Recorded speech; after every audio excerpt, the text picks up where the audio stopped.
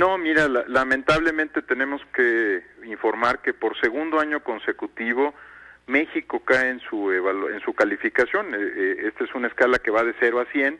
100 es la mejor calificación posible y México pasa de 30 a 29 puntos, lo cual es un solo punto de diferencia, pero si lo sumas con los que habíamos perdido el año pasado, pues seguimos en caída, en picada, Pepe, y pues esto es contra nosotros mismos, pero también contra el mundo, porque hay otros países que naturalmente mejoran y que están rebasando a México en estos instrumentos internacionales. Estás señalando este informe que, hablando de América Latina, solamente de América Latina, estamos peor que Brasil, Argentina, Colombia, que andamos al parejo de Honduras y Paraguay.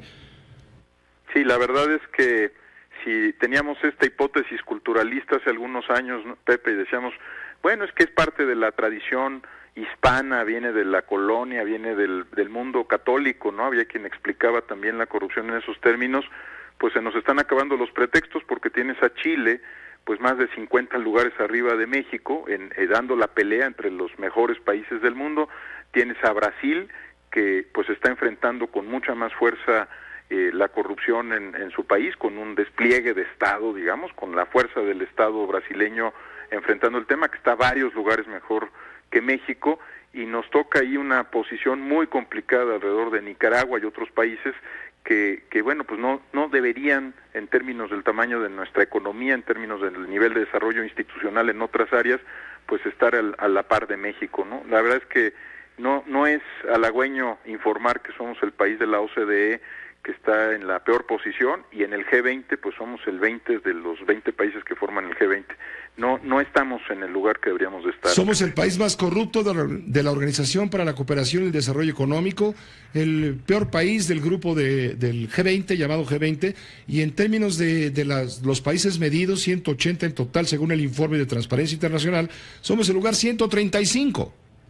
Sí, insisto, es una posición que no corresponde a la 14ª o 15ª economía del planeta, y la verdad es que pues si lo comparas con otros países latinoamericanos, pues ya se empieza a abrir una brecha muy fuerte con Uruguay, con Chile, países que comparten cultura, tradición, incluso dificultades históricas compartidas por muchos años, ¿no? Una independencia en términos similares, en fin, nos estamos poniendo en una situación que no corresponde al tamaño, a la tradición, a la historia de nuestro país. Eduardo Bojorquez, le damos paso a Juan Pardinas. Él también, por supuesto, en este tema nos tiene asoleados. Cada semana trae una historia de terror en ese sentido de corrupción. Te escucha Eduardo Bojorquez. Juan. Sí, gracias Eduardo. Pepe, recupero una palabra que usaste en tu pregunta inicial, Pepe, que es la vergüenza. Indudablemente esto debe llamarnos no a la pena ajena, sino a la vergüenza íntima, profunda, nacional. Pero al mismo tiempo, la pregunta que hago yo es, nos puede llamar, sí nos convoca la vergüenza, pero nos debe llamar a la sorpresa de que en el último año del sexenio de Enrique Peña Nieto estemos en el último lugar de corrupción. O sea, ¿podríamos esperar algo distinto después de lo que hemos visto en estos años? A mí me hubiera sorprendido un poco el sentido contrario del resultado, que hubiéramos subido. Dejemos la pregunta para Eduardo también. Eduardo. Pues mira, qué interesante el balance que hace Juan de esta administración. Y yo le agregaría un problema especialmente delicado para México, es que a la par de la política nacional, de la política federal anticorrupción, por ser una federación, México es un país pues que intenta, cuando menos, vivir bajo el federalismo.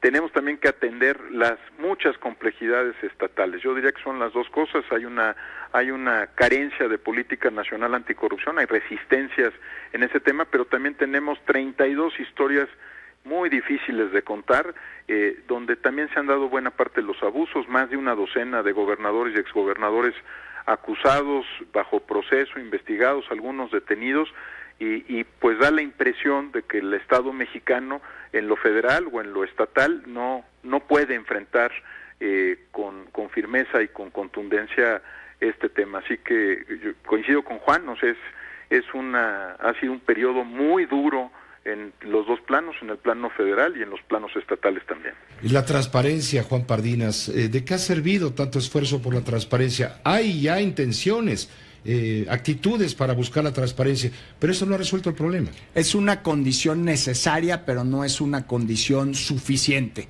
Lo que necesitamos, y creo que lo dice muy bien en el nombre del Sistema Nacional Anticorrupción, es por supuesto de transparencia, pero de instituciones de procuración de justicia que funcionen. Y yo, después de este tono tan pesimista de mi intervención inicial, quisiera arrojar algo de luz. Y Eduardo hablaba de los 32 sistemas estatales, y muy bien sabemos que cada región del país, cada entidad es una historia propia. El lunes estuvimos en Jalisco, un gobierno priista, donde sociedad civil, cámaras empresariales y pues los principales actores políticos del Estado, en el Poder Ejecutivo, en el Congreso, se han puesto las pilas realmente de una manera muy interesante. Incluso ahí ya tienen un fiscal anticorrupción designado por lo que se llama ya el Consejo de Participación Social, que sería el equivalente nacional del Consejo de Participación Ciudadana. A mí, este viaje a Jalisco a principios de esta semana, pues me dio cierta luz de por dónde podríamos empezar a construir las instituciones que nos sacaran de este último lugar de la tabla, y ver el ejemplo de Brasil. ¿Cuál es la diferencia sustantiva? Pues tienen ahí instituciones de procuración de justicia, lo que le llaman jueces de instrucción, encargados de armar casos para perseguir a políticos corruptos. Mientras tengamos estas reglas de impunidad, mientras supongamos que la solución a la corrupción es la voluntad de un solo individuo y no nos enfoquemos en construir ministerios públicos bien pagados, profesionales, con autonomía política, esto no va a cambiar. Y es ahí donde nos tenemos que enfocar, en construir las instituciones para salir del fondo del pozo, Pepe. Eduardo, Juan, hoy hablábamos telefónicamente con Emilio Gamboa, el líder de los senadores del PRI.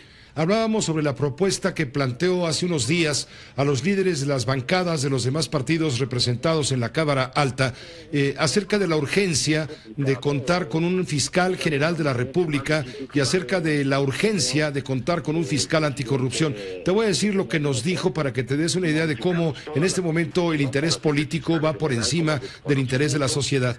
Es un tema muy complicado, es quizás el nombramiento más difícil que va a haber en el sexenio del presidente Enrique Peña Nieto. Modificamos toda la Constitución para ser el fiscal general, como es de tu conocimiento. Falta una ley general que estamos trabajando. Y lo que yo he pensado y he platicado con algunos coordinadores, de los 4 que mencionaste atinadamente, que meter el tema en las precampañas no va a tener ningún beneficio para la sociedad.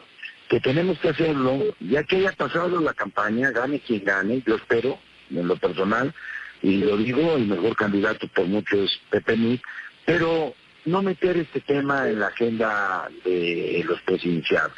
Me parece que tiene que ser un hombre concentrado, un hombre que deje satisfecho, yo te diría, a la gran mayoría del Senado.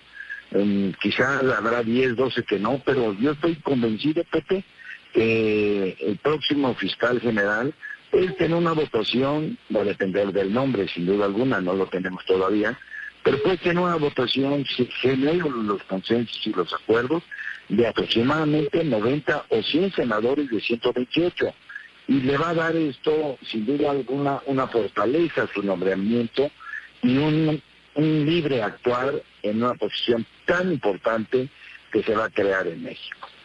¿Están de acuerdo los otros coordinadores de los grupos parlamentarios en el Senado en esta idea de que se haga hasta después del 1 de julio? Segunda pregunta al mismo tiempo y la encimo. ¿No sería conveniente para la campaña de tu candidato a la presidencia de una vez ventilar este tema, como tú dices subrayadamente, es lo más relevante desde el punto de vista legislativo?